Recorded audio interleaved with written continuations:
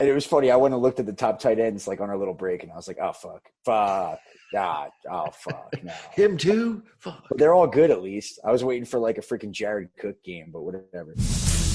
You're listening to Let's Talk Fantasy Football, where men of fantasy genius have realized, hey guys, we don't need real football skills to dominate on the fantasy field. Yeah. So slap on your pads and grab your helmet. Shit's about to get real. Welcome back, ladies and gentlemen, to another edition of Let's Talk Fantasy Football. Tonight, I'm your host, Matt Rodgers, and with me is the ever hairy, ever beautiful, ever equally mediocre to me at fantasy football, Vinny Gonzalez. What's up, Vinny? Oh, thank you so much, Matt. I'm very happy to be here. Yeah, what's bad is that me calling you equal and mediocre to me is actually me desperately trying to be better than I am.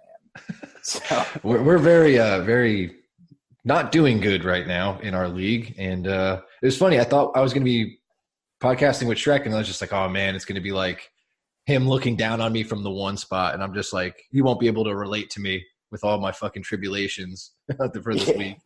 So I'm glad we have each other now. Yeah, I took that differently than you meant it, I think, saying that Shrek is good and I suck.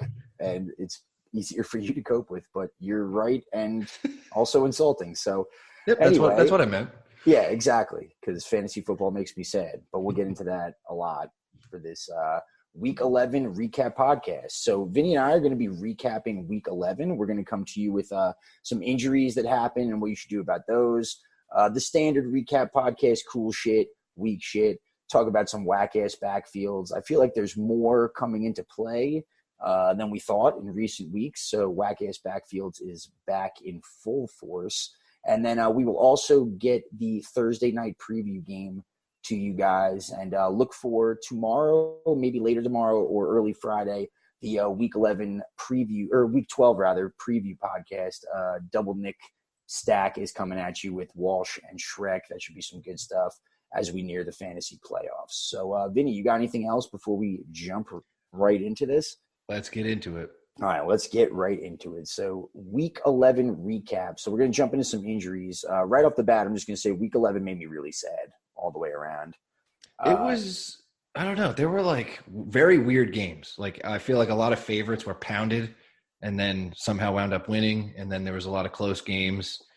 I don't know. It's just getting to that point where like late in the season where everything just kind of flips on its head again. Like the first 4 weeks, it's chaos.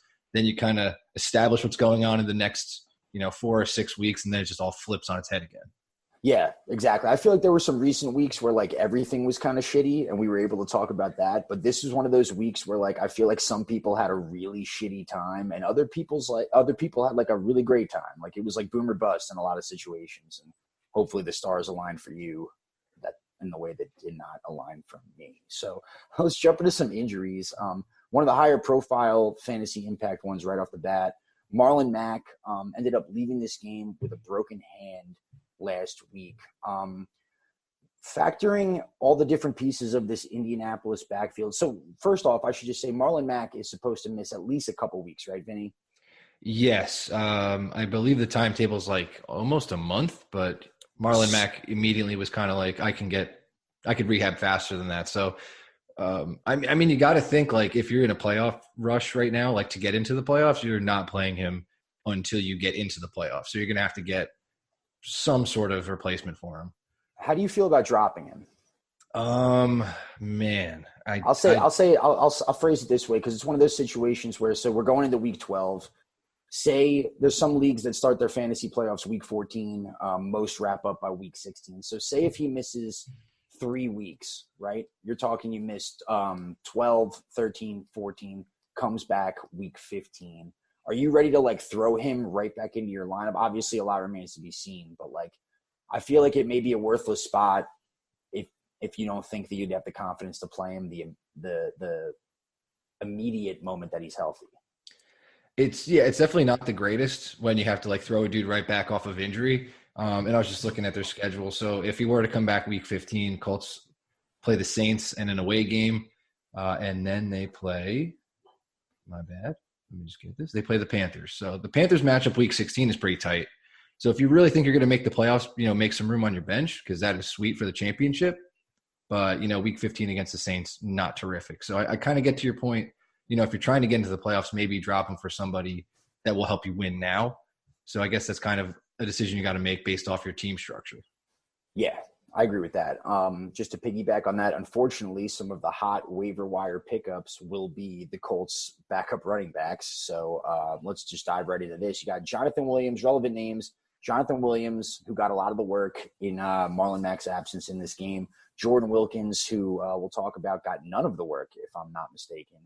And then Nyheim Hines, who saw the touchdown and seemed to get a bulk of the emergency work, if that makes sense, when it first happened. How do you value this running back core going forward? Who is your primary target if you have the first or second waiver in your league going into tomorrow? I mean, this will come out after waivers, but, who are you valuing more? Oddly enough, it is Jonathan Williams. I think he just got so much work. It looked really good. I mean, it's easy to run on the Jags, but in a plus matchup, he was able to perform like just kind of off the bench. So it was very interesting to see, and it seems like the coaching staff really likes him and wanted to get him involved after the injury to Mac. So, and that is what they want to do. They want to run the ball a lot, and we'll talk about the matchup later against the Texans, who they do not have a good defense right now. And if you are in desperate mode right now and you were able to pick up Jonathan Williams, I think you flex him.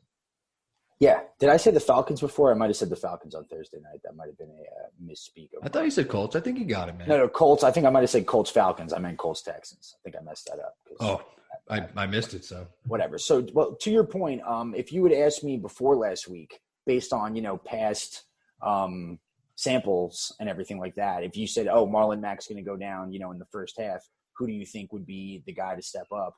I would say Jordan Wilkins, which did not come into play whatsoever.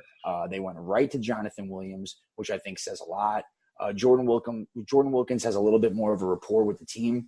I think it's very, very sketchy with the small remaining bit of the season to really hold a lot of stake in Jordan Wilkins, as much as he's had some past success with his team. So I agree with you that Jonathan Williams is the guy. Is there any reason to believe that this will be a split timeshare situation between the two of them, or do you think Jonathan Williams gets the edge for sure? I think they go with Williams a lot this game, and then I think Wilkins probably odd man out of this three, because I think Nyheim Hines, if this game gets out of hand for the Colts or just as a back and forth shootout, he's going to have a certain floor with able to get like some catches in there for Nyheim Hines. So I feel like if like a deeper league, you'd probably lean towards him if you're not the first waiver priority, if you need like a plug and play. But yeah, I think Jonathan Williams gets the bulk of the rush. Yeah, I agree with that. And I also think you kind of alluded to it too, is like Nyheim Hines may have a bit of an uptick in his workload, but his role is like pretty defined, right? Like I don't think that going into a game plan situation that they're going to factor him into anything more than he's already been. Maybe just a higher presence on the field, if that makes sense. I think his upside grows a little bit if you can stash in it. Yeah, he can bust the big play, and his floor is based off of his passing volume. So you have, kind of it's a decent play just because, it's kind of forced into this 3 rotation backfield that we kind of feel is like 2 with Williams and Hines. So you understand what you're doing when you play him. If he gets 5 catches, that's sweet. If he breaks a big play, that's sweet too. Yeah. So I'll ask you this, and again, we can touch on a little bit more in the Thursday preview, but if you had the number 1 waiver pickup and you absolutely needed to start a running back in a full point PPR league, would you rather play or pick up and start Jonathan Williams or Hines? Because there are leagues where they're both out there. Yeah. I'm assuming they're in a lot of open to a lot of people, but in this game, well, my opinion on the game is that it's going to be a shootout. So I think I would go Hines there for a ceiling play, but I don't necessarily hate the Jonathan Williams thing at all. Okay. So I think I'll just kind of wrap that up by saying that if you're in a nice situation in your league and you have the opportunity to pick up a Colts running back, go with Jonathan Williams because he's probably got the better 3-week value, if that makes sense. Yes. Okay, so moving on, I have a note here from you, injury report. Almost all of the 49ers. Yeah, we've seen them still be fucking awesome with Sanders out, Kittle out. We've seen guys stepping up like Debo and Ross Dwelly, who Walsh will love to tell you about. It's my understanding that, and it's been the understanding maybe last week as well, that Sanders and Kittle should be active on Sunday night. What are you taking from this situation with Kittle and Sanders specifically? With Kittle and Sanders specifically, I'm really up in the air. Like, I'm scared to play Sanders because last week he was going in and out of the game, wound up just like taking his helmet off for the second half mostly, and was just like, active doing his thing. Every time he took a hit, he was out. So something's up with his – I mean, obviously something's with his ribs, but he's not ready to like play a full game. So I'm very nervous about playing him. And then Kittle, man, just make sure you have Ross Dwelly or Gerald Everett who's playing on Monday night. So just in case you have like a backup, because they're playing Sunday night. So if you're like, it's a whole bunch of risk going into that game, not knowing their status. Yeah, I agree. And with the Sanders situation, with everything that's gone on, whether him being hurt on the Broncos or, the trade, and it was all sketchy with him going to San Francisco, whatever, you're probably in a situation where you don't have to play him. And if it's a questionable situation going into Sunday night, err on the side of caution, or rather safety, I guess, as far as not playing him. Because I agree with you. Great chance that he comes in and could leave this game. It wouldn't be the first time we saw it. It's what led to the injury last time.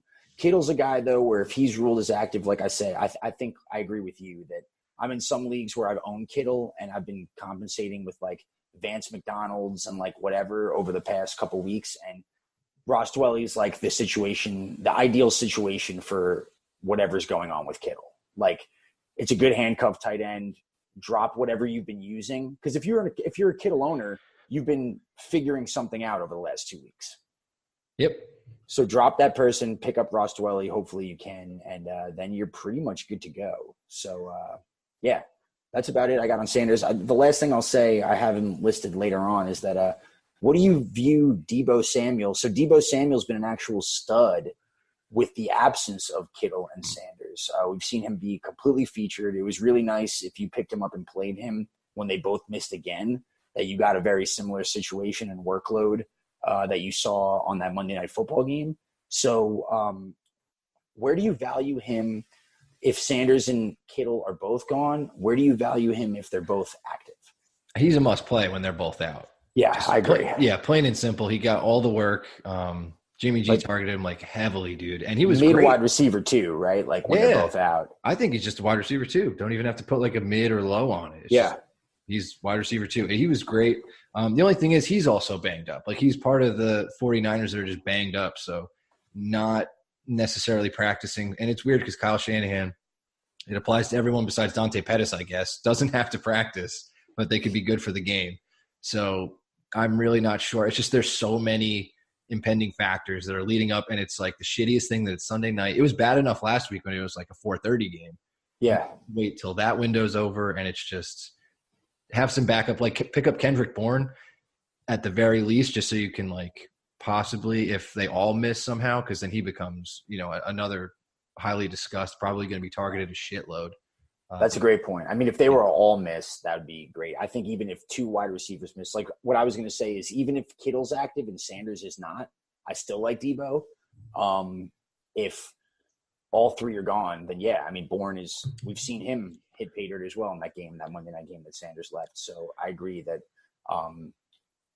there's definitely a number one option on the 49ers that is worth putting in your lineup every single week. Yeah, it's just a very cloudy situation. It sucks. It's the night game. But I'm also very excited for that game. It's going to be fucking sweet. Yeah, against the Packers for sure. I'm excited for that as well. So I guess we could just jump right into it. We were going to go to whack-ass backfields with a little bit later, but let's get into the backfield with this right now. So we saw Breida has been banged up since like 2017 in every first game in the league. We saw Raheem Mostert. He was banged up going into this game too in a sketchy start. Jeff Wilson Jr., Tevin Coleman, the whole situation. What the fuck do you make of this preview to whack-ass backfields? And like, what the fuck are you going to do with it? I have no idea. I'm a Breida owner in some leagues, and I have no advice to give to anybody other than try to avoid it, but it's a great matchup. I was going to say against the Packers who are coming up, like fantastic matchup. It's just, Breida's banged up. Tevin Coleman's been underperforming, and then Mostert was not good in like trying to take over the role of Breida. So not a whole lot to like, and it was a good matchup against the Cardinals where they failed to perform. And then after the game, Kyle Shanahan was even like, yo, I stopped running the ball. Like, yeah, Tevin Coleman goes 12 for 14, and he's like, I'm not doing this anymore. We're just going to fucking let Jimmy G sling it. And that's exactly what they did. So in a game against the Packers where I feel like they'll have a chance to establish the run, obviously they could have against the Cardinals too, but they got a shot here, and it's a plus matchup. So I think you still roll Coleman. And I don't know if I hang around for Breda. His injury designation was like 2 weeks. So he could possibly miss again anyway. So I'm not taking that risk. And then Mostert in a supreme desperation play, like, sure. But I'm your audience there. Like, I never want all these podcasts like make like this stuff is not happening to people, because it's happening to me, and it's also happening in like not just one league. So I want to speak to those people a little bit too. And what sucks, so like I feel bad calling. So I agree with you that Coleman is a must start, mostly in theory, and then again just like what should happen. But what sucks and why I feel bad calling the Niners a whack ass backfield is because it's like they're not a whack-ass backfield. It just doesn't work the way that you predict that it should. So, like last week, if you panic buttoned Mostert into your lineup, you're like, oh, great, he's getting all of the work. And then Jeff Wilson Jr. comes in with, like, a lot of the big payoff. And it's like, shit, like, fine, I wasn't wrong in what I was thinking. Same with Tevin Coleman, but it just sucks. It just sucks. Yeah, it wasn't great. They're the new Patriots, basically, when we were getting frustrated with that backfield, which, I mean, it's still frustrating, but this is, I guess the NFC style of that. It's just like what you expect to happen like week to week just changes week to week, and we can't keep up with it. Yeah. So I agree with what you were pretty much saying. Coleman is cool to start. The rest of them, it would be better for the whole situation if Breida just got ruled inactive. And Absolutely. That's about it. So let's move on to the Steelers here. A bunch of Steelers hurt also. Juju was dealing with a concussion, I believe, early on, then had a bit of a knee injury. He's already been ruled out against the Bengals. It's already happened. I saw that. Probably the best for Juju owners. I was going to say, this is one of those things you hate to say it, but they're probably better off because you just, like, he hasn't been performing, and it's really not his fault. It's just, poor offense. Mason Rudolph is a very bad quarterback. And now they just, they lost Juju, who's their best wide receiver. We're going to hit Connor in a sec, and he's probably going to miss again. They lost Deontay Johnson. Like, they're just in shambles right now. Yeah. So I'm not really sure about Deontay Johnson's status, though. I know he left the game as well with a concussion. I think from what I've just kind of skimmed over that he may possibly miss too. Just want to throw out some James Washington value. He's been climbing into relevancy the last couple of weeks. Juju and Deontay Johnson both out. Is he like a wide receiver 3 at that point? Kind of got to be, right? Yeah, I think he's a high 3 or a decent flex for you, just like based off of pure volume that he'll get. Like Mason Rudolph is pretty much throwing for like 150 yards a game, so not the greatest ceiling or upside, but when there's that volume play and you can make it and you're in a tough spot, like it's not the worst. And they're also playing Cincinnati, who, Jesus Christ, they're just so bad. But I don't know. Like William Jackson will be on him, but it means nothing at this point. Yeah, I agree. And James Washington, since he's come into the fold, his floor has been relatively fine, like 5-6 catches each week, whatever. Yeah. It's sadly hard to find that out there in a lot of different ways, but everywhere. not on our teams, Matt, right? Yeah, definitely not on my team, but I'm starting James Washington in 2 leagues this week. Anyway, so in the playoff hunt as well, or the not playoff hunt. I'm just telling myself it's the playoff hunt. No one in the playoff hunt is like, I'm plug and playing James Washington, and I'm super confident about it. I'm always in the playoff hunt, and then it's just me versus me every single week in the consolation bracket, and I win and I lose based on whatever mood I'm in that day. So James Washington, fine, whatever. Let's move on. So James Conner, like you said, he has not been practicing. He's listed as questionable, so it says a little bit of something that they ruled out Juju already and have not yet ruled out Connor. But we saw in that Thursday night Browns game, because they get a little bit extra rest, he got pulled pretty early after 12, 13 touches, something like that. I think that may happen again, and the Steelers seem – or I shouldn't say I think it will happen again. I think that it's something to be wary of happening again. And the Steelers don't seem to mind, going with that huge fat ass committee. What do you think about this? Yeah, I mean, I think that it'd just be smart to rule Connor out. Like, there's no need to hurt this guy any further. Like, he's obviously awesome when he's healthy. Like, after they lost to the Browns, their season's kind of shot. Like, it's not – everyone is hurt, after – and especially after the brawl and shit. Things aren't looking too hot. So sit him down, and then they'll probably go with the committee style, like you said. I think the upside play would probably be Jalen Samuels. Nice matchup. He's not the best pure runner, but his target volume has been astronomical. It's like every game he's been in, it's been like 8+ targets. So there's always that huge upside as well, just in PPR format. I agree. And I think I'll feel a lot better about that if the Steelers were to rule Connor out before Sunday. Like, if this is like a game time decision, then I don't love it as much. If they have like a situation where they're planning for Jalen Samuels and the Snell, whole combination, then I feel a little bit better about it, because Jalen Samuels, I feel like when James Conner is very hurt, Jalen Samuels does better. When James Conner is kind of stumbling through the situation and gets pulled in the game, Jalen Samuels isn't as good. Does that make sense? Well, yeah, it's kind of tough to, game plan to have him the whole game, and then it's just like, we're going to take him out, and then you're just running because they're totally different backs. So it's tough to just implement a new game plan, new scheme in the middle of a game. So yeah, you're totally right. Yeah, right. Okay, cool. So Steelers are sketchy as hell, but you've known that for 12 weeks already since you got. So whatever, you're used to it. Amari Cooper and his knee, that's been kind of a lingering issue. I've seen that Amari Cooper has been practicing.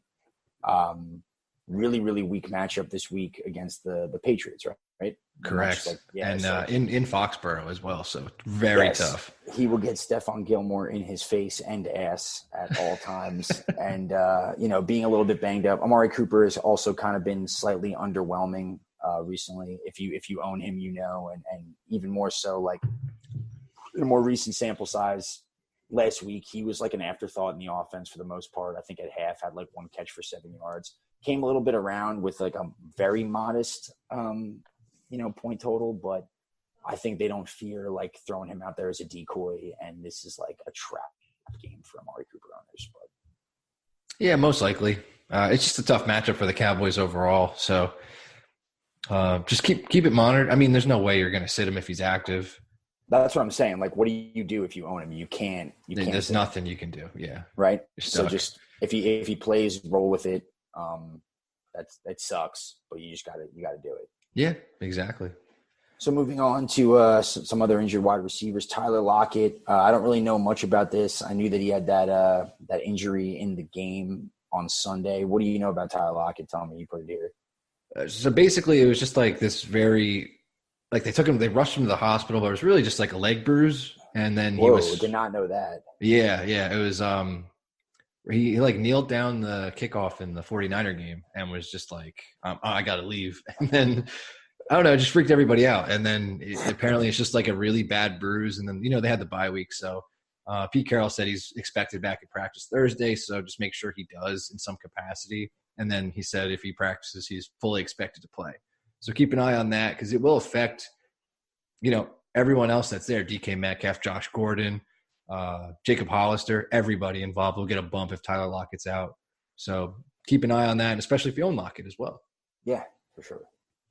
All right, so moving on, another wide receiver news. Brandon Cooks. So I'm just going to preface this by saying Walsh and I did the Week 9 recap, and me and Walsh got pretty drunk during it. And at one point, Walsh was like, Brandon Cooks, fucking drop that dude. And then I was like, well, what about Sterling Shepard with concussions? And Walsh, rightfully so, was like, also drop that dude. I am sketchy about head injuries. And Walsh, in theory, was completely correct. I also listened to Walsh's advice and dropped Brandon Cooks in a league where now, fighting for a playoff spot, I have Diggs and Tyreek Hill on the bye, and I'm starting the aforementioned James Washington and maybe Nelson Aguilar and maybe like Kenny Stills. So I put in a waiver for Brandon Cooks, and the whole time I was like, fuck Walsh. But Walsh in theory was right. Sort of. We saw Robert Woods miss this last game. That's an anomaly probably, right? I think so. They're being very private about it. I think it was like something in his family or something they just want to keep wrapped up. So I think it was just a family emergency. So I think he'll be back. Okay. He was probably really scared or something. I have anxiety.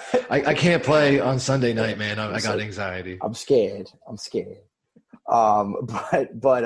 So like, how do you value Cooks if you go out and pick him up? He's probably dropped in some leagues if you listen to Walsh, like me. Right. And then even if you didn't drop him, you've been figuring it out without him. What do you do with this dude now? I don't think you play him. Like it's going to be a Monday night game against the Ravens, who have a very stout defense and their corners are ridiculous now. So I feel like his upside is that he wasn't good when he was fully healthy, like with Goff. So the Rams have just looked so out of sorts.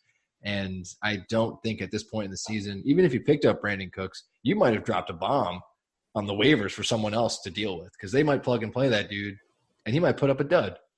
That's true. You might be saving yourself here. I think the theme over the last couple of weeks, and Walsh and I talked about it on that podcast, was like number one waivers have been like dog shit this whole year for the most part. Like the Kenny Stills, Ty Johnsons, like fucking whatever. So bad. So you're probably right. I also am just like clinging on to some weird hope that like the Rams suck so bad. And we'll talk about Todd Gurley a little bit later, that I think they just want to work underneath like a lot possibly. And we've seen that like Cooper Kupp struggling and whatever. I don't think that actually holds any weight, so don't listen to it really. But I could just totally see like Brandon Cooks active, and I think this is what I said last time, is a lot better than like Brandon Cooks if he's active. You playing him or James Washington? I think James Washington. Okay, so I guess I'll just draw the line right there. Yeah, I mean, like I'm not risking it. I don't disagree. Cooks. It's a bad matchup. Like at least you're playing Nate. Like, all right, let's assume Deontay Johnson's out, which he probably will be. So is it a bad matchup for the team or a bad matchup for like a Brandon Cooks type receiver? Everybody. They're going against the Ravens, dude. They're going to put up points. They're going to press you. They have Marcus Peters. They have fucking Jimmy Smith back. More so why I think it could be okay, but that's just I mean, I don't know if they would put Peters. Kupp, Woods, assume, I don't think Marcus Peters is going to shadow Brandon Cooks in this game whatsoever. So I'm just saying that I think if Brandon Cooks never missed a game this year, would be a Brandon Cooks feast game on paper, I think. I don't know. Yeah, fair. That's all I'm saying. I don't know either. I'm just playing like devil's advocate, throwing shit out there. And I don't know shit, obviously. I dropped him last week. I love doing that thing where like I hold on to concussed wide receivers for like 3 weeks while they're concussed, and then I drop them the week before they come back. God, it's just no good can come from that. Like just stay away from that at that point, man. It's over. You wash your hands, like leave it. I think the message is stay away from fantasy football, but that's a conversation for me and my therapist. Or us before the podcast. Yes, and after. Call me. I'll call you after. But all right, so we've kind of factored in Brandon Cooks. Some injuries here also moving away from the wide receiver. Trubisky. I have here, and I agree with you, wrote this, full LOL town. He practiced full. His fake hip injury. Oh, I didn't get the injury status pun. I thought you meant just like LOL, full LOL town. Oh, no. I just meant like person. Like they had to put out this report that Trubisky, in quotes, hip fully practiced. I'm like, yeah, no shit. Like Matt Nagy is a piece of shit coach who threw him under the bus and was like, I'm going to play Chase Daniels right now when the game matters and just go for it on 4th and 15 and not get it and blame it on Trubisky. And like, did the Bears seem better with Chase Daniels? Not at that. Like, that's what I mean. Like, he's just such a bad coach. He's like, I don't know. He tried to undo so many things at that moment. It's like, you're doing everything wrong, dude. This is so bad. Yeah. I mean, it happens usually with the Bears, but like by making a move like that does not undo your mistakes. I think it just signs your. It literally put a magnifying glass over them and was like, "Oh, this is what you think, and you didn't change this at any other point when you could have." Yeah, like people that aren't watching that 6-3 Bears game are just like, "Whoa, Trubisky got benched." Like what? And it's just like, "Oh, let's see like how they don't win this one." So I agree with that. I feel like a lot of the other pieces in the Bears offense are better, honestly, without Trubisky. Trubisky is absolute dog shit. I think we had a note later on, like Anthony Miller gets a little more relevant with Chase Daniel. You can't pick up and start him. Taylor Gabriel, you can't pick up and start him realistically. We'll talk about Allen Robinson a little bit later, but like, what do you do with this Bears offense? Are you starting a Bear? I don't want to. You don't want to. I say Allen Robinson probably still will. And Montgomery. I have to start Montgomery. And, like, I love those 6 half-point PPR points, dude. Give me them because I can't find them anywhere else, bro. Give me all of them. I've also reached that point in the season where I'm just like, if this dude scores over 6, I'm like, fuck yeah. Thank you so much. Thank you. Thank you for being on my team. Oh, dude, I play him, and I'm like, 7-yard carry? Fucking yeah, dude. That's why I wake up in the morning. Validation, baby. Whatever. But, yeah, that whole situation sucks. Fuck Trubisky. Fuck Matt Nagy. Fuck everybody. Fuck the Bears. Yeah, fuck the Bears. All right, so you tell me more about this Atlanta Falcons injury here. We got the Hoop Daddy, number 1 tight end, Austin Hooper. What's up with this dude, bro? Hoop Daddy's still out. He will probably miss, I don't know, I guess for the foreseeable future. Like they said, 4 weeks, so – you're holding on to him. Like, he's got good matchups in the playoffs, plays the Cardinals for championship weekend. Pretty sweet. Or week 15. I don't know. One of those weeks he gets the Cardinals pretty tight. Hang on to him. Hopefully he'll be back. And then they refuse to rule out Devonta Freeman, which I find surprisingly uplifting. Yet I feel like he's going to sit anyway. They said it was like a 2-week injury, so probably will sit, but he still has a chance. So just keep monitoring that and just keep an eye on it. Yeah. I agree with what you said, like with Austin Hooper, like contrary to what I said about Marlon Mack, where, he may only come back in like week 15. And what are you going to do with that dude? Austin Hooper is a guy where if he has a chance to come back in like week 15, week 16, worth holding on to. And like you could throw him in your lineup confidently whenever he comes back. Yeah. Even if he has a bum game, that's, par for the course with tight ends. Like you need to do very little to be in the top 10 of a tight end. Austin Hooper coming off a 4-week absence is better than every tight end situation you could play other than like 4 or 5. 100%. 100%. To your point about Devonta Freeman, I agree. The Falcons blow so much, they're not going to fucking play him this week. So that's all I got there. Yeah, probably not. That's my so I have here, way to end off with a whimper on the injury front. David Njoku is back from IR, practicing with the team. Fucking whatever. Yeah, I think so. I mean, they play the Dolphins this week. Do you add him? Do you play him? I don't know. I just thought it was interesting. Definitely not playing him. I mean, it's interesting in the sense where like maybe Jarvis Landry now will only go like another 12 games without catching a touchdown. Oh, well, he's on a streak right now. He is. 2 straight games with a touchdown? Is that the streak? 3? He's going for 4 right now, man. And he's going against the Dolphins, dude. That's a revenge game too. Oh, shit. All right. Well, fuck me then. You're right. Don't fuck with the streak. Don't fuck with revenge games. Don't fuck with the streak. I'm also mad because I drafted David Njoku in all the leagues that we talked about that I sucked in. He literally served a purpose, though, for you. He beat me week 1 when you had him. And if you didn't have him, I would have won. Okay. So think about that. Like I think about before I go to bed every single night. Okay, I also think about it where it's like that's like so far away from me that you remember that and that matters to you that I don't even remember what he did that week. So at least someone stresses about this maybe more than I do.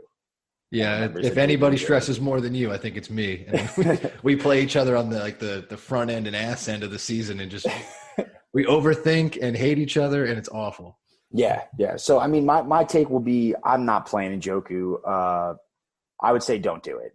Don't fucking worry about it. It wasn't really a great situation when you thought the Browns were better than they are. I agree. And I think you're lightly touched on like the Landry thing, but I think it will affect a lot of target shares on the Browns. So I think it might do them, not harm them so much, but fantasy-wise, they might spread it around, maybe try to look to get them involved. So it could just throw a wrench in stuff that like the patterns we've seen developing. So it just ruins everything. Yeah, just adds a little more mystery to the situation. So correct. I think that we kind of wrapped up right there with some of the injuries, right? I don't know if there's any more. We might have missed 1 or 2, but fucking whatever. Yeah. Let's jump into some cool shit. This is just some random stuff we throw out there that we enjoyed. So I threw out there, is DJ Shark considerably better with Nick Foles? And as a little secondary question to you, Vinny, does everyone else suck with Nick Foles? I don't know if Nick Foles is good. That's not the question. That was the second part, though, right? Oh no, that's actually none of the questions. Suck with Nick Foles, yeah. All right, all right. Whether Nick Foles is dog shit or not, the question stands: is DJ Shark a better option with Nick Foles? DJ Shark is much better with Foles. Okay, you can make me ask it again. Okay, so does every other passing option on the Jags suck more with. I don't know that one. I think because I still want D.D. Westbrook to be a thing. No, D.D. Westbrook's no longer a thing. And here's the thing I'm going to say to follow up on your misinterpretation is that I think Nick Foles kind of sucks right now. Okay. I mean, that's what I said originally. Yes. No, I agree with that. I don't think it answers either of my questions. But it didn't. I was avoiding it. Like, I didn't want to answer either of those. I'm saying I think DJ Shark is better because they will be down as fuck every single game going forward. And exactly what happened against the Colts this week. Yeah. That there was just like – I mean, he called the 2 touchdowns, but like overall, just underneath DJ Shark, like if you watch the highlights, just like wide the fuck open. Colts were like, fucking do whatever you want to do. And that's why I think that everybody else sucks under him. Like, I don't think Nick Foles is going to support 2 relevant fantasy options. I think we saw that as far as D.D. Westbrook, who's the second best talented, and people may flirt with owning and starting, got like the 4th amount of targets to Chris Conley and like fucking Keelan Cole. So. Yeah. Well, what's funny about the Westbrook thing is since Foles was hurt, we said like early on in the season or off season, actually, we're just like, yeah, D.D. Westbrook's going to benefit from this big time. And just, I feel like that narrative is still alive because we had so many weeks without Foles that it was like week 1, you can still believe it. And then it like extrapolates all the way to here. And you're just like, D.D. Westbrook's still back on the map, baby. Him and Foles, this imaginary connection that we all made up.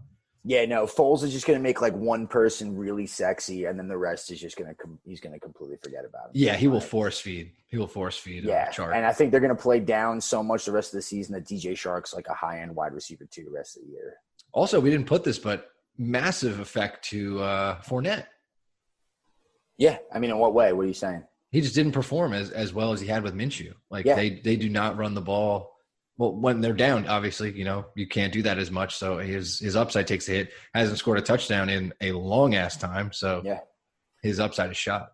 Yeah, and they no longer really factor him in while he does, like, catch more passes than he ever did. It's not like, we're down a bunch. We're going to, like, target Fournette 8 times in a game sort of shit. So his upside's going considerably down. So I agree with that. Foles, whatever. Everybody but Shark on the Jags, whatever. Other cool shit, we kind of talked about this before.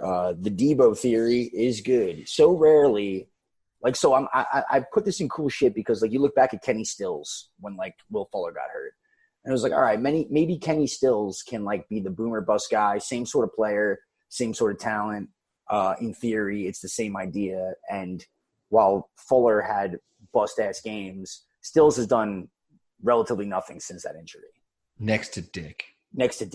And I own a lot of Stills based on that situation. And, like, I just really think it was cool shit. We talked about it before. The Debo came in and you were like, in theory, what I know should make sense is that Debo should be good. And I'm just very glad that happened. And I think that's cool shit. It's very good to see someone that we expect to absorb a target share actually do it. Yeah. So that's pretty much what happened. Like, they implemented the offense. He's very talented, and they actually made it work. Whereas, with Kenny Stills, there's like, fuck it. Well, Hopkins gets 20 more targets a game. So it's just right. And it's great when it works out and it makes sense in the narrative way as well. Exactly. And I've seen situations with like teams that are good, which just would be so awesome to be good, where like they'll just be like, I'm going to spot start Debo Samuel in like week 11 and have it work out perfectly and then never play him again and get a nice important playoff victory. Or, going to the playoff victory rather. And then, just shut Debo Samuel down. And I just wish I had that flexibility. So good for you. Why is this some cool shit if we're getting sad about it? Well, listen, if we're talking about fantasy football right now, for me, nothing is in cool shit. Everything is bad. Right. The good stuff is bad because I'm not experiencing it. Yeah, real bummer of a podcast. Yeah, exactly. Other stuff, Zach Ertz back in a big way. We talked a lot about how he was very, very underwhelming for like the first like 8 or 9 weeks of the season. Consecutive games of 11 targets, 9 catches. He seems to be completely back in the fold on that Eagles offense. That is nice if you've been riding him. Yeah, and we're at that point of the season where teams are just like, they're on their heels. They're trying to get back in the playoff race, and the Eagles definitely fit that mold. They got to fucking win now. So they're using, like, their best players, and they were a little banged up. Alshon was missing. So the target funnel now opened back up for Ertz, which is great. So I don't really know if Alshon's absence or presence will change that from week to week, I think Ertz is just, like you said, full back in a big way. Yeah, to that point, I don't know if that even was like directly correlated to it, because the target share was always kind of there for Ertz for the most part, and it just wasn't happening. So I guess just even separate from that, while that helps, just the fact that it worked is like just comforting, I think. Yeah, because you're stuck with them. No one's sitting Ertz. No one's, doing anything crazy with Ertz. It's also been the emergence of like Dallas Goedert, and they're more willing to use him since a lot of attention is on Ertz. So a lot of that has killed Ertz's upside, touchdown upside as well. So it's cool to see the pendulum swing back in a positive way for him. Hopefully it continues, because Eagles got to win and you got to win. So for sure. All right. So moving on, I think I agree with whatever you wrote here. The Ravens are filthy. Yes. There's really not much else. Like, Lamar is disgusting. Ingram, blew up. Gus fucking Edwards is somehow in the fold. So I don't know how that's happening. Mark Andrews is a tight end 1. It seems like the offense kind of runs through those tight ends, and Lamar Jackson is like fucking unbelievable. Yeah. Like unbelievable. Every week it's like, it almost looks like the game highlights are on repeat. Like, he did the same exact shit. Like he did to the Bengals. He did the same thing to the Texans. Like almost saw the same touchdown run. He just fell short of the goal line. It would have been the same exact play. Mark Andrews touchdown catch. Like, it was disgusting. All we were missing was the Marquise Brown. Yeah. Which I know you probably want to talk about, don't you? Yeah, I mean, it's just Marquise Brown has always been, in theory, again, a good play. I don't know how you can play him. I don't know how you can play him in any situation at all, pretty much. What do you value him as? He's boom or bust, and his boom has come in situations that don't make the most boom sense. Like, it was week 1, and then, like, yes, against the Bengals, fine, but, like. I got real lucky on that call, too, I feel like. Oh, you made that call? I didn't even know that. Yeah, I was telling Don, I'm like, they give up the most 20-plus plays. I'm like, Marquise Brown's a great play. And then it just fell into place. I'm like, sweet, that's my one good call of the year. Yeah, so I actually, funny story, that was that day that I was driving back from Virginia during Sunday football. Ooh. So I didn't really have a lot of football except for Ravens-Bengals on the radio, like local FM radio. And they just, like, demolished them. And I'm listening, and I sat Marquise Brown that week for what I thought was better plays. And it was just like, RG3 with a reception. And I'm like, okay, this is going fine. Like, Marquise Brown. I was like, Marquise Brown, huge catch, huge touchdown. I was like, oh, God, no. Like, Lamar just tore him up. I guess all I really want to say about Lamar is that I don't think we've ever seen anything like this in the NFL.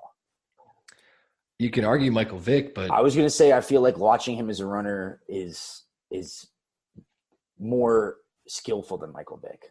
Michael Vick was fast as shit. I've never seen anybody cut through linebackers and safeties the way that Lamar does, like in the secondary of the run. Does that make sense? I'm explaining it poorly like an idiot, but I mean, once he's past like the front 7 and he's just in open space, like it is the cut, like it's disgusting. And he doesn't stop. Like, it's not. Most of his runs are in between, the numbers. Like, good call. He's not even close to the sideline. He is just looking for contact. And I think a lot of that has to do with this is kind of like in-depth insane, but like they're not like defenders are not looking to get penalties. And if you're going to slide, like Lamar has never slid ever. Yeah, that's true. I'm not saying that's why he's good, but I think it helps. Especially like his talent level, he can do whatever the fuck he wants in between those numbers. Yeah, and I think to your point too is, and again, I'm not speaking as the most educated person on this, but I feel like the general like thought process through an RG3 or whatever is like contain to the middle, like rush the outside, push him into the pocket, move him up, and then you're thinking like, okay, maybe he'll get like an 8 or 9 yard run, slide up, whatever. And this dude is just spinning through the secondary and like shedding tackles. I'm like, how do you defend that? How do you defend that with Mark Ingram as well? Like, right. It makes no sense. And then there were so many points where the Texans could have got back in that game on like 3rd and long, and they literally collapse the pocket. They do everything right. Quarterback contain. Dude runs like right up the middle in between like one of the tackles and just gets through you cannot stop them. You can't. Yeah. So just wanted to say that. Also, he'll never listen to this and no one will care, but our mutual friend Alex Lynch preseason said that there's no reason to think that Joe Flacco on the Broncos should not be better than Lamar Jackson on the Ravens this year for fantasy purposes. So just wanted to put that in the universe that is the dumbest bitch I've ever spoken to. He should be shot. Yeah, so some other cool shit we have here in addition to the Ravens. McCaffrey, number one running back, despite the team completely sucking. Yeah, man. They scored 3 points on a field goal, and McCaffrey is still your RB1 on the week. It is very impressive. The dude should be MVP. I think so, too. I mean, well, like Lamar, though, here's the thing. I think Lamar Jackson is crazy. Yeah, I mean, the MVP. There's no Lamar Jackson, so I think Lamar Jackson is having, like, hybrid, put it away, like one of the better, like, put it this way, RG3, like, rookie year does not compare to Lamar Jackson right now. No. And RG3 was filthy, took the league by storm. Well, that was historical as well. McCaffrey also is, if the Panthers are smart, they're going to tone his shit down.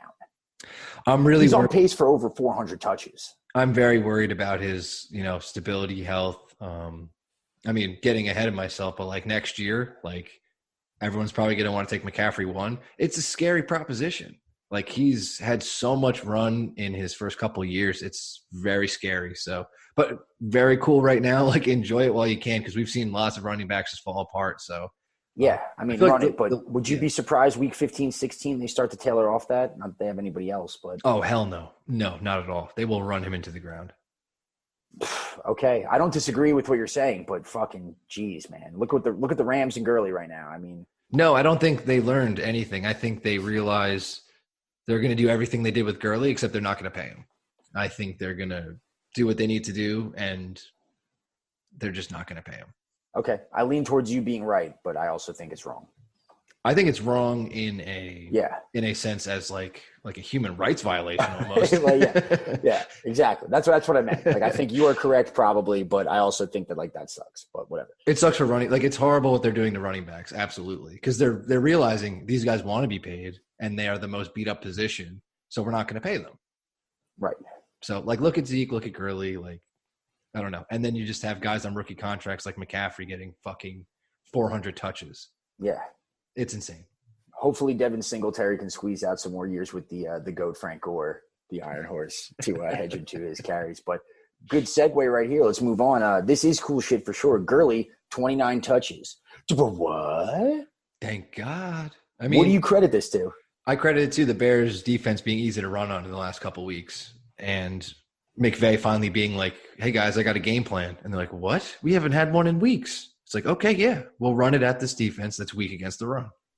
And look, they did very well. They didn't exactly put the game away because the Rams are still a bad team. But Gurley got his touches in, 75% of the snap share. It looks like they're finally unleashing him now that, they've been saving him for whatever they were saving him for. Yeah. I think I agree with your analysis, and we'll also add on the fact that the Rams realize they're not a good team and are like, oh, fuck.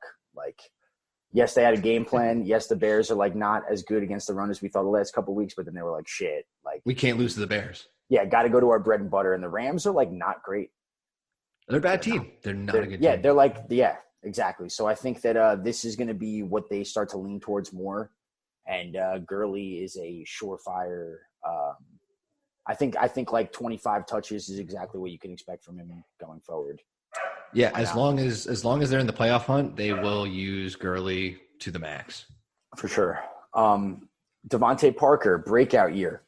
Is it happening right now in front of us? It is, man. You don't think so? I don't care.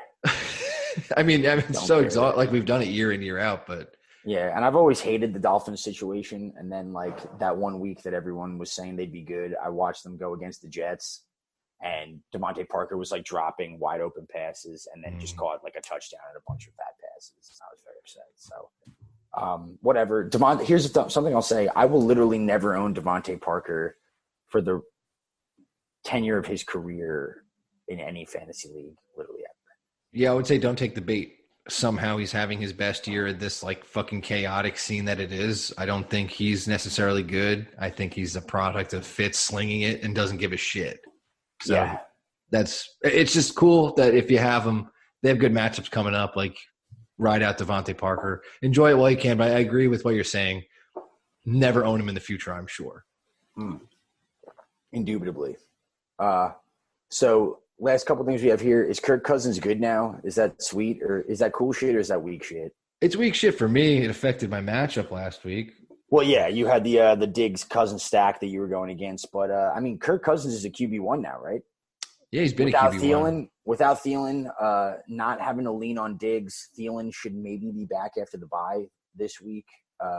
If you've been rolling out Kirk, no reason to not roll out Kirk. Yeah, I mean, I made the mistake. I mean, it was a tough matchup against, a perceived bad matchup against the Broncos, and it was for an entire half, but Kirk is just being a quarterback now, which it's been pretty wild. If there's one thing Kirk has done since we talked about RG3 before, it is make the most out of shit that does not make sense for him. Yep. Perform when people think you won't. Yep, exactly. Last bit of things we have here on cool shit. Cameron Brate, dude. Why is this in cool shit? I put this in cool shit. Yeah, I know, like, why? I put this in cool shit because whenever there's a tight end that gets 14 targets in a game. No, it's the opposite, dude. This was lame as fuck. Like, O.J. Howard was supposed to be back, and he wasn't. So where do you rank Cameron Brate? I don't. Jason Witten over Cameron Brate. Really? Absolutely. All right. Again, I'm not like if you had to bet your life that a tight end would score 5 points and you had to choose between Jason Witten and Cameron Brate, who are you taking? I didn't say 5. All right, 5 points. I'm taking Jason Witten. There you go. I'm not sure if this happened. Has Jason Witten had a 10-catch game or a 14-target game this year? If you needed to bet money on a tight end catching or scoring 12 points between Cameron Brate and Jason Witten, who are you picking? Can I just kill myself like at that Silence point? is I don't the think victory. They're not going to – neither of them. Neither. What I'm saying is tight end is so fucking shit. That's why I'm saying 5 points is a tight end one. Dude, I see 14 targets as a tight end one. All right. Look, they were down. Oh, the Bucs will never be down again? No. They were down. O.J. Howard was benched, and you attacked the Saints over the middle. It was just like a perfect storm. Are you playing like Cameron Brate like this week at all? Maybe. Any confidence? Oh, I hate you so much. Over what are we talking about? Jason Witten. Cameron Brate. Ryan Griffin. Cameron Brate. Jonnu Smith.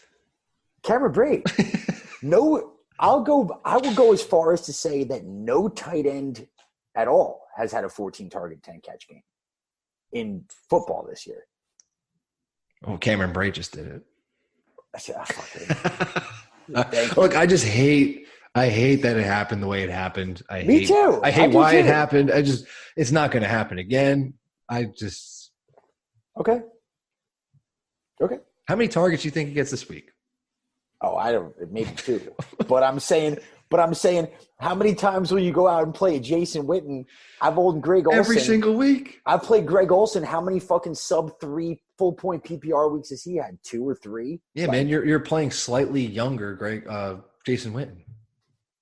Fine, whatever. My point is that the upside of that is crazy, literally crazy. There is no upside to this. There is upside to 14 targets in Fantasy Football Manifesto. Where's Don? I'm calling Don. What's his gut saying on this one? Consistency and opportunity, whatever. I'm putting that as cool shit because there's a tight end that got 14 targets. And I'm going to check it after we get off the podcast, but I'll go as far as to say not one tight end in football this year has had 14 targets. No, I think you're right. Yeah. That's not the point of this. Good. No, it's not. But I think that unfortunately puts you in the top 15 tight end conversation. So brutal. Yeah, whatever. With that fucking shit. Yeah, exactly. It was shit. We will take a break. Have you thought about trying sports betting but aren't sure how it'll go? Our friends at FanDuel are giving away a $50 sign-up bonus at letstalkfantasyfootball.com/FanDuel-sportsbook. And we are back with the part 2 of the Week 11 recap podcast. Just want to amend something I said earlier on the break. I found that I was a little bit wrong. Some tight ends that also had 14 or in one case more than 14 targets in a game. Zach Ertz had a 16-target game. Darren Waller and Evan Ingram all hit the 14-target mark. But fucking whatever.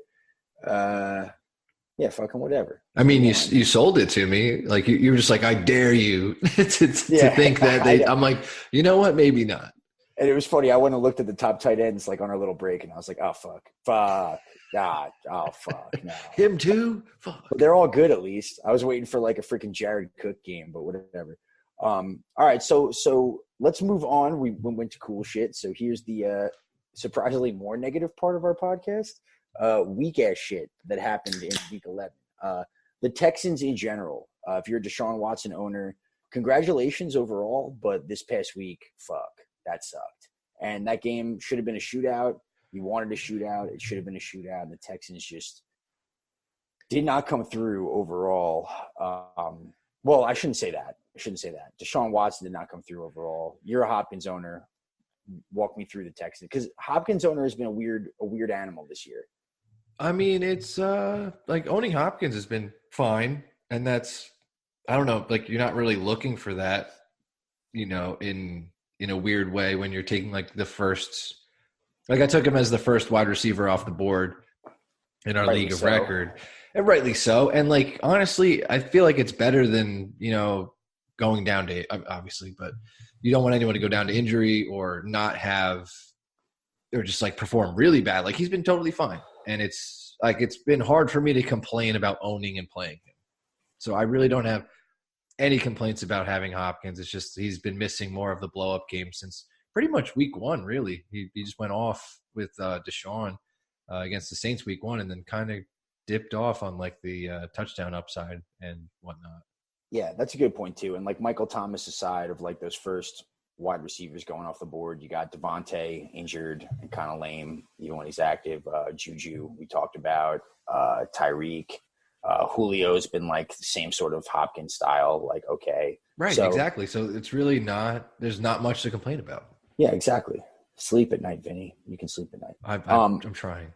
But overall, the Texans, it's a wash game. We saw Carlos Hyde find pay dirt. Fuck. You think there's better days ahead for Watson? Probably there should be. Yeah, I think they bounce back. I mean, we're going to hit it later, but I think it's going to be a huge comeback game for them. Okay, cool. Yeah, you're right. We'll hit that later. Weak shit also. Atlanta now is a defense that you thought you should play everybody against, and now they're not. What's up with that? I did that stupid thing where I threw it out. I was just like, oh, they fucked Breeze up. Like, whatever. Divisional. Sure. Happens. Off the bye. Dan Quinn playing for his job. And then they fuck the Carolina Panthers in the street in an away game. And I was just like, I don't understand anything anymore. Like, what can we – it's nothing changed. They got, like, more hurt, if anything. Yeah. And it's like the same people, and all of a sudden they're just destroying. So, yeah, I mean, the Falcons forever offensively in fantasy never made sense. And now defensively, they're also not making sense. So thanks for that whole fucking situation. One thing I will say about that game was, like, the people that you needed to do okay, like, obviously we talked about McCaffrey being still great. DJ Moore had a good game. I'm not solidified with these numbers, but, like, 9 for 90-something, and, like, Olsen 6 for, like, 50-something. So, like, that's fine. But, yeah, overall kind of shitty when you think it's a great matchup and it makes sense on paper. So that kind of sucks. Yeah, it really – I don't know. And, like, I do that thing where I like, look ahead, and I'm like, sweet, this guy's playing the Falcons, like, later on in the season. Right. That's a tight matchup. Now it's just – I've never seen it this drastic where it's like, I am fucking scared. And it's gotten to the point where even Vegas has gone back on it, and now the Falcons are, like, almost 5-point favorites against the Bucks. Yeah. It's crazy. Yeah, and I agree with you where, like you said, like, you see that Saints game and you're like, whoa, complete outlier. But then, like, the Panther, like, I'm not saying I was a Kyle Allen believer, but, like, dude, 4 interceptions, like, fucking whatever. Yeah, like, and they were crazy. Bad ones too, so. Yeah, just crazy. So, I mean, that's kind of weird. Let me ask you this.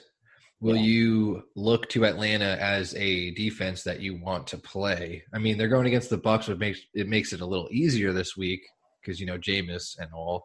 But do you tilt that far to the point where you think they're a playable defense in fantasy?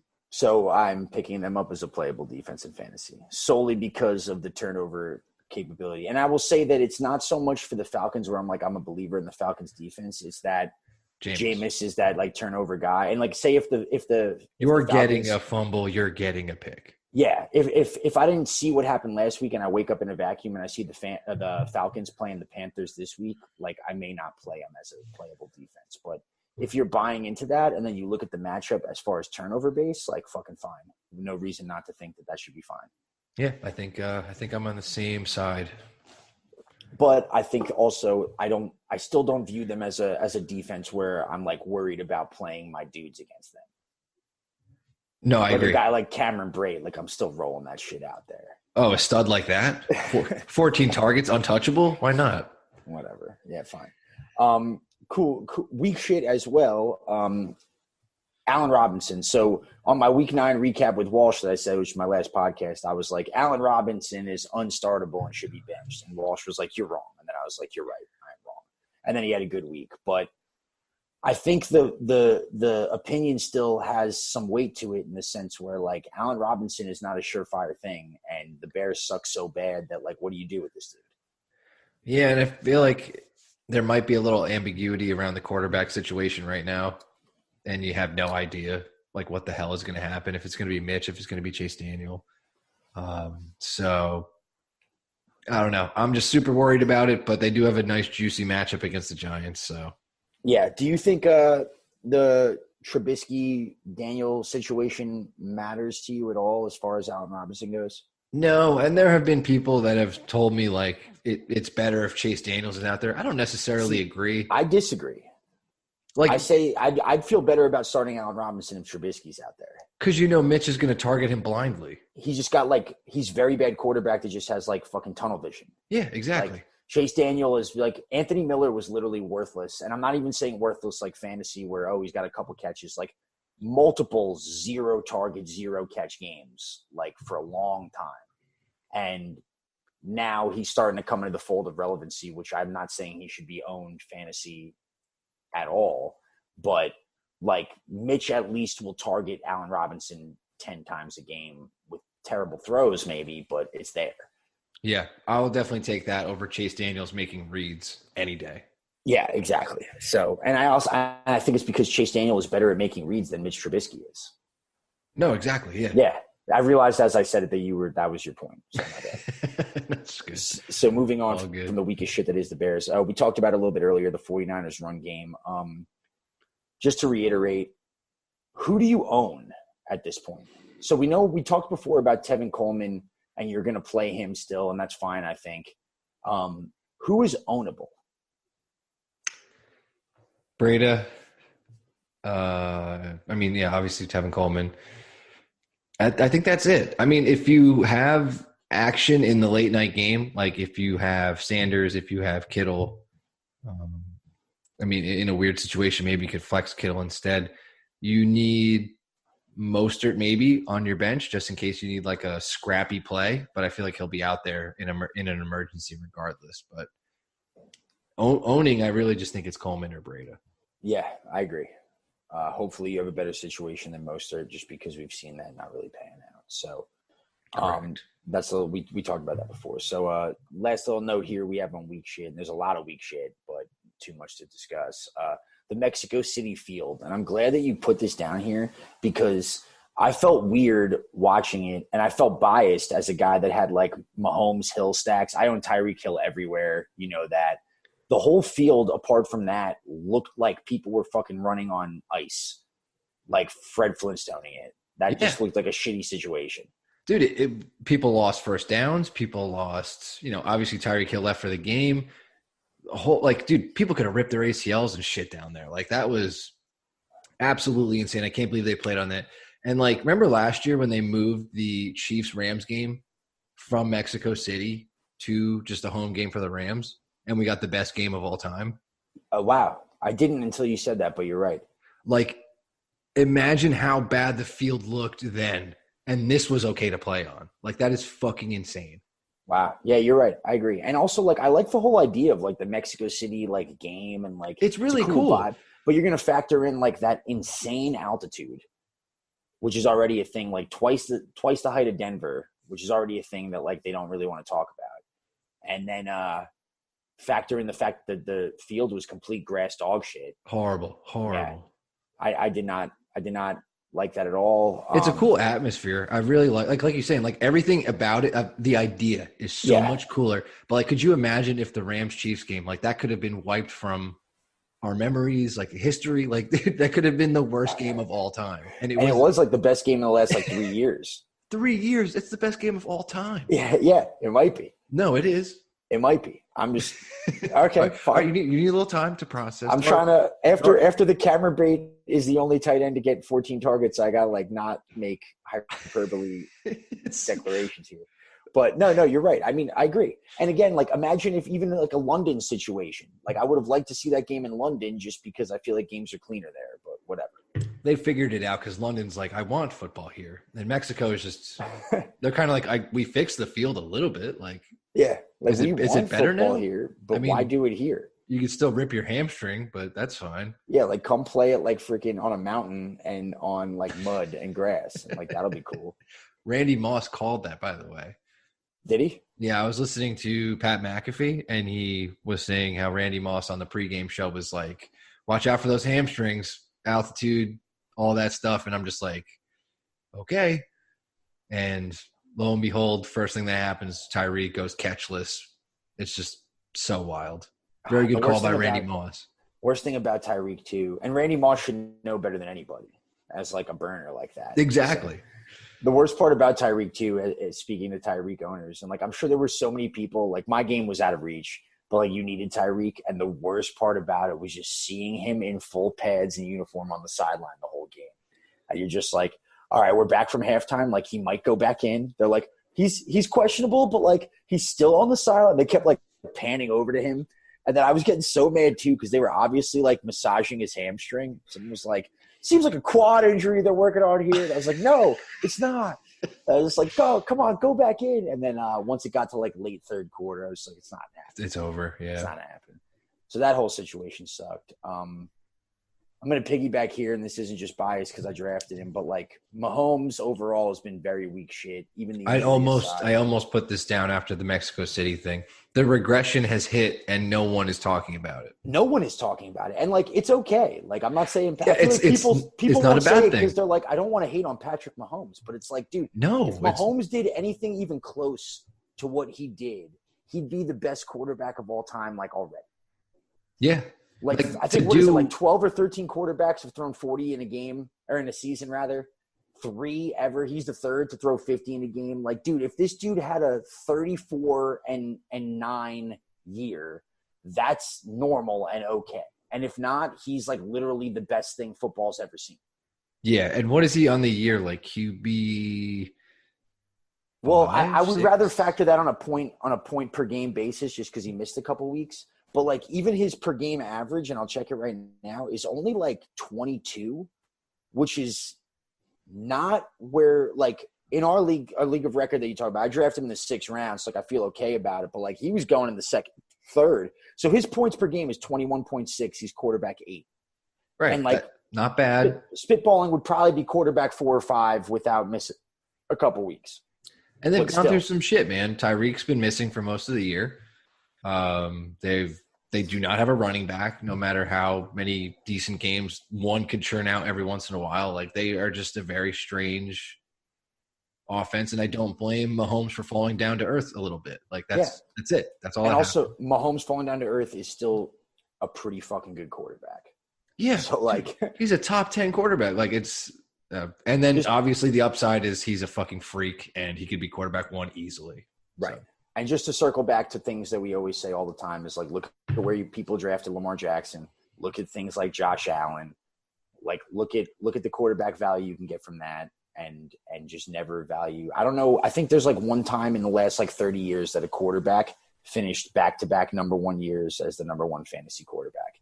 It just doesn't happen. It just doesn't happen. So, like, just going forward, that's why that happens. Mahomes, great quarterback, great fantasy quarterback, but he's got now by Oakland, which is sick. And then if you somehow are able to make the playoffs after drafting him, you got like New England, Denver, shitty matchups coming up. So that whole situation sucks. Correct. Let's move into some whack-ass backfields before we finish this up, Vinny. Start with the Cardinals here. Obviously you can't play David Johnson. What the fuck do you do with David Johnson? I'll just ask you straight up. Do you drop this dude? I think you do. So here's the thing. I think about that, and the only thing that pissed me off is someone will pick him up. No, well, he got snaps. Yeah, but that makes me very upset. No, I know. But, like, what are you dropping him for at this point?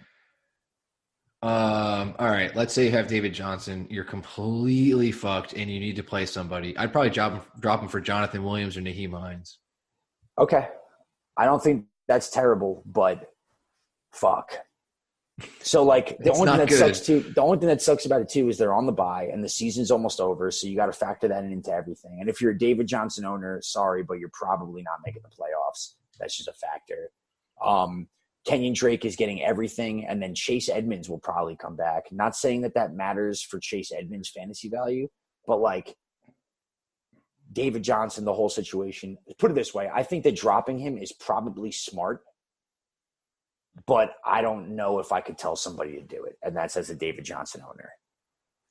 If you're in a weird situation and you have David Johnson and you're locked for playoffs or looking like you are, I'd probably drop him for like a defense that is good and like has a good stretch. Defense? For a good defense that is in the like a good stretch for the playoffs, I would do. Why not draft your defense for a good stretch defense?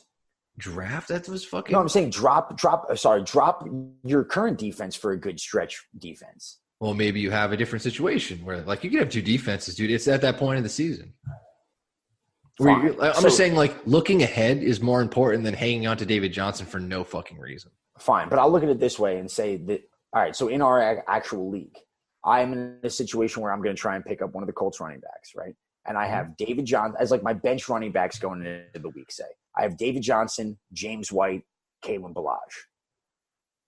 You would keep Ballage and James White, who's done quietly jack shit all year, and even in full PPR formats. I just want to say that. But you would keep those guys. You keep Kalen Ballage over David Johnson. Yeah, just for volume, dude. The guy's out there. David Johnson's not. Okay. Again, I'm not saying that that's the incorrect answer. You owning crazy. Him, like, it's you definitely more tied. Like, you know, you've had him. You're way more attached to him. Like, I see no upside to having him. I see no upside to playing him. Like, it's not going to get better, right? Like, the situation's just bad. Like, he's banged up, and they have no depth, so I feel like they're just hanging on to him. So they have, like, a startable running back on Sundays. And, you know, Edmund, like you said, Edmonds comes back. They still have Zach Center floating around, I guess.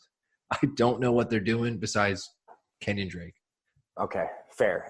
And sadly, I think that you're probably going to come out as correct on that. But the one thing that I will say is I would not drop David Johnson for anybody that I did not think could see my lineup someday, if that makes sense.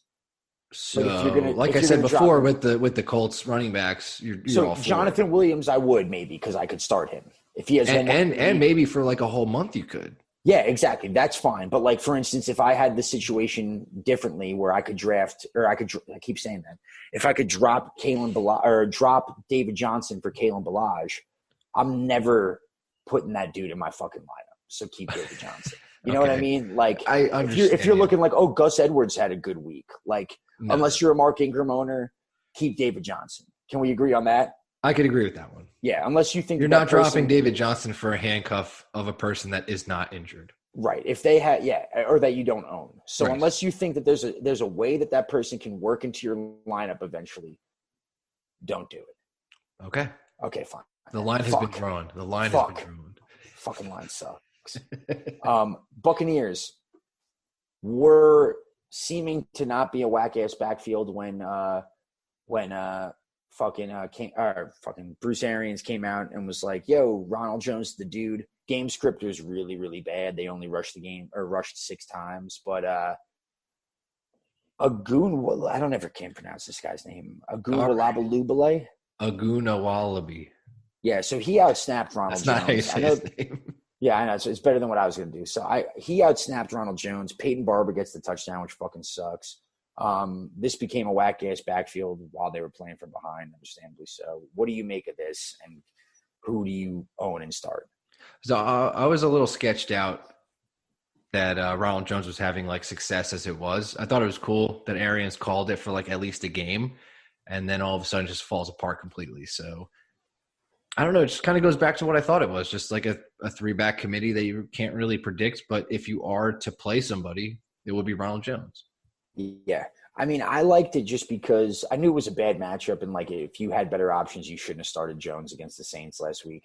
But like even the passing game situation, you knew that wasn't like something you could count on when he had all those catches in week 10. But like he was the feature back in that game against the Cardinals. And like Bruce Arians said it happened. You should have at least expected Ronald Jones to get like 12 to 14 touches, and he didn't. That sucks. I think that you can still count on this going forward. Okay. The way that you were when you first were counting on it, if that makes sense. Like wherever it was week 10, I think that it's the same value for Ronald Jones. Somewhere between 10 and 15 touches a game. Yeah. With the upside to get more. And the upside of, I would say a touchdown, but like it's so weird how they use them down there. Like Peyton Barber is always somehow down there. Yeah. And like the Agabubi Jabi guy was he gets a lot of the goal line work also.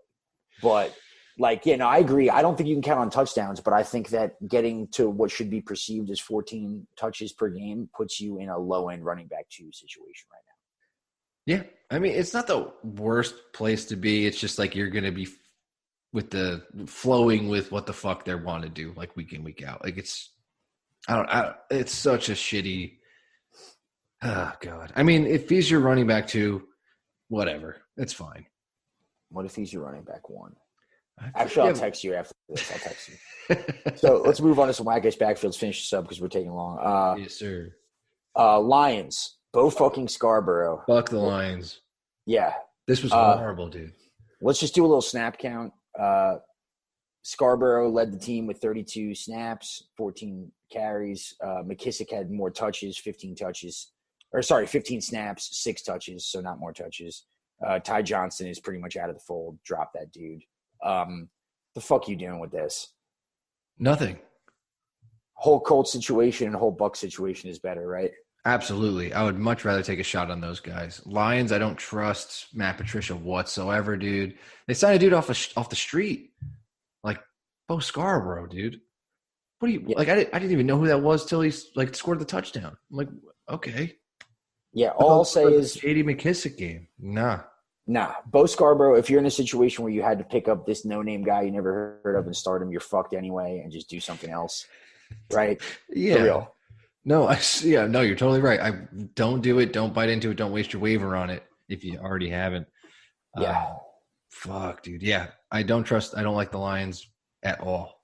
All right, cool. I'm just going to cancel some waivers real quick, and then let's move on to the Chiefs. So LaShawn McCoy took the Week 10 off. We thought Damian Williams game, he gets hurt. Darrell Williams actually gets one of the touchdowns and most snaps.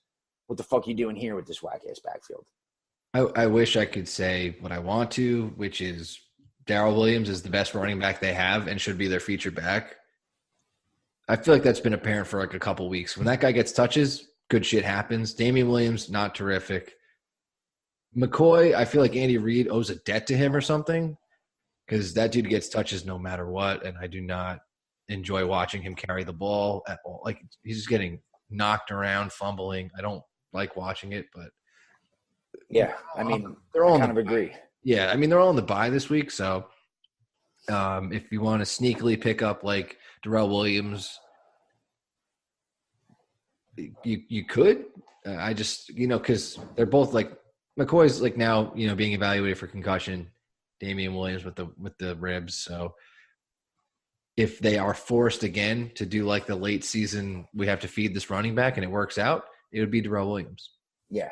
And I guess all I'll say on that is like if you're in a situation where you had Damian Williams and he mattered to you and he got hurt and you were thinking like a Scarborough fucking whatever situation, just grab Darrell Williams and put that away for next week. It's a better situation. Yeah, I agree. Last whack-ass backfield, the Eagles. Sanders has been getting all the work, all the snaps. We saw they signed Jay Ajayi. The Eagles kind of are shitty with Miles Sanders getting all the work, and Sanders has been kind of doing jack shit.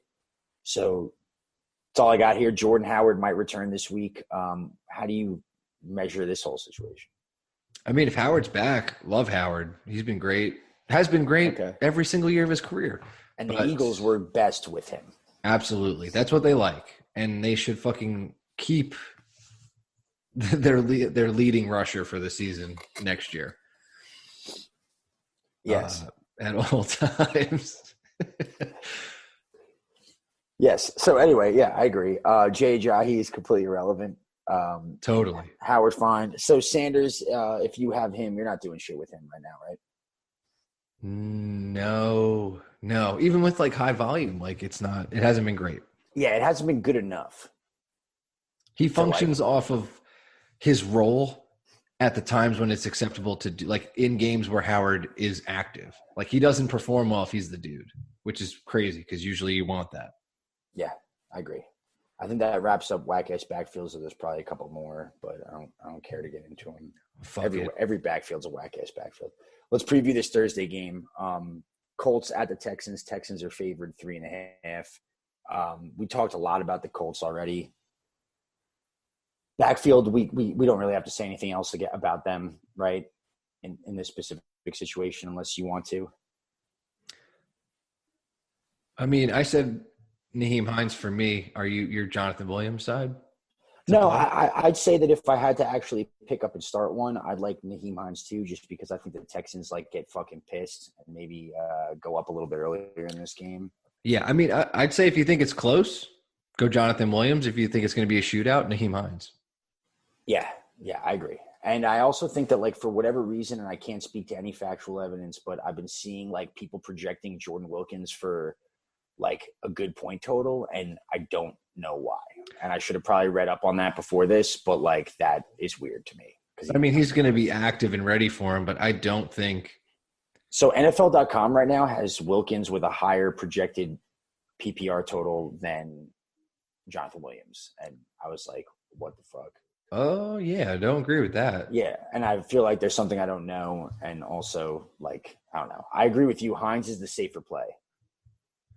Yeah, in a very strange way. Like, it's not the greatest, safest play either, you know, because Jonathan Williams could take over completely. But we've seen the Colts lean on him, you know, even with Mac in the game. So it's maybe it's safer than I think.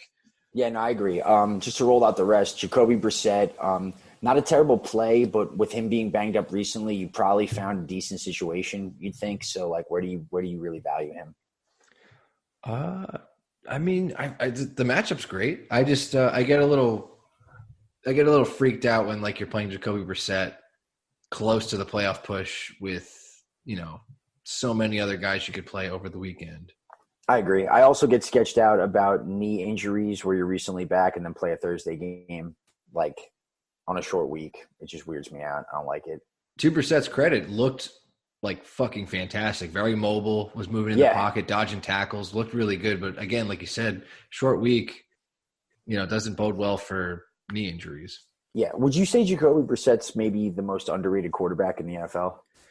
He would be, if we actually did MVP like it's supposed to, he's the MVP. Because it's the thing. It's the thing where, like, without Jacoby Brissett, they fucking lose to the Dolphins badly. Yeah. And with him, they beat a divisional opponent. They fucking beat the Chiefs. Like, it's so impressive that it's like that whole thing, like when, you know, people were talking about Peyton Manning being MVP of the year, even though he didn't play a snap. Good comparison. It's like the same shit.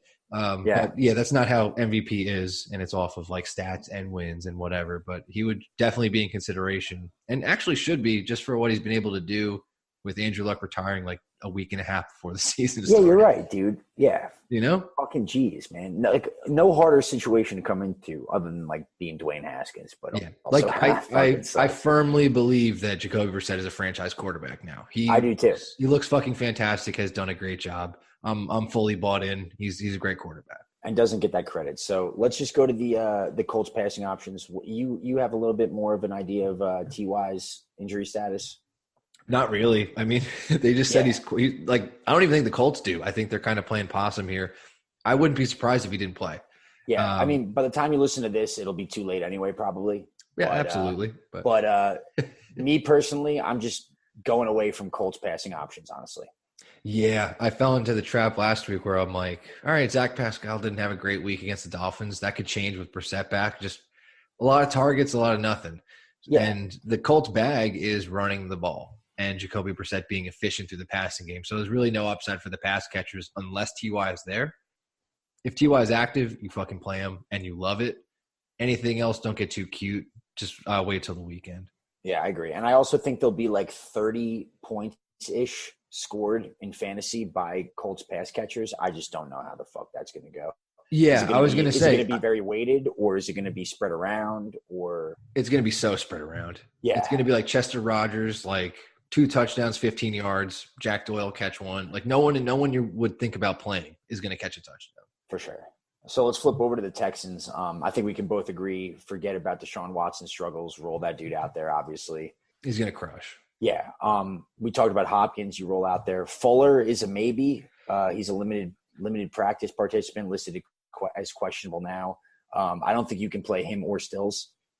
Yeah, no. We've seen Stills take zero advantage of, the absence of Fuller, and Fuller has been not fantastic on the year as it is, besides one blow up, and you can't throw him in here on a Thursday night fresh back from injury. No. So Darren Fells is the other guy you think of possibly. Sure. It's exactly whatever decision you've been making is exactly the same as it has been based on him. Perfect. Right? Perfectly said. So the backfield, all I'm going to say is Carlos Hyde. Yeah. Sucks. I feel like what you just said for Fells applies to Carlos Hyde and Duke Johnson. I feel bad being so ambiguous, but like fucking whatever about Carlos Hyde, man. Like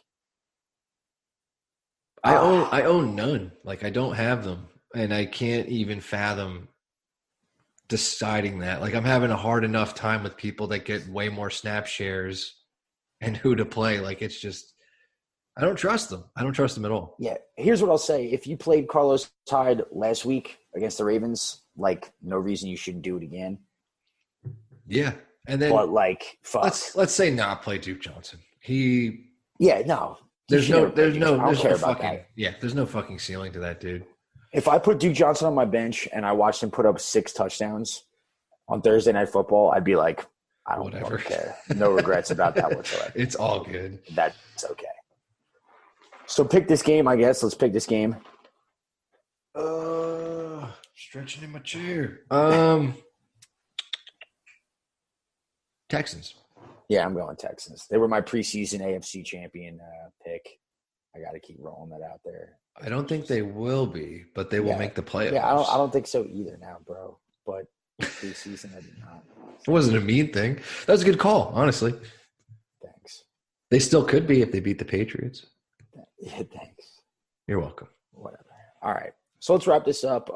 That is our Week 11 recap podcast filled with sadness, depression, and possibly poor opinions. Who knows? Look for the Week 12 preview, which will be way more analytical with the Nick sandwich of Shrek and Walsh. That'll be probably out Friday, so check that shit out. Vinny, you got anything else before we dip out of this podcast? Good luck on the playoff push, fellow fantasy scumbags. It's rough, arduous. I hate it, dude. I kind of hate it. I hate it. I don't enjoy this. I gain no joy from any of this. I have nothing. I spend money. I spend emotional time. I've had possibly ended romantic relationships, like not directly, but like definitely contributing. Oh yeah. It's like, oh yeah, whatever. I'll do a separate blog when I quit fantasy football forever. I'll send it out. But I agree, this shit sucks. If you're still listening, I hope you're enjoying it. But I'm not at all, and Vinny seems to not be either. But it's also super fucking fun, and I love it. At times. Whatever. So on that very awkwardly melancholy note, we're gonna end this podcast. For sad Vinny Gonzalez, I'm an equally sad Matt Rodgers. Thank you for tuning in for the Week 11 recap podcast. Look for that Week 12 preview coming out later this week. Thanks again for listening, and later, guys. See you next time. This has been Let's Talk Fantasy Football. Thanks for listening.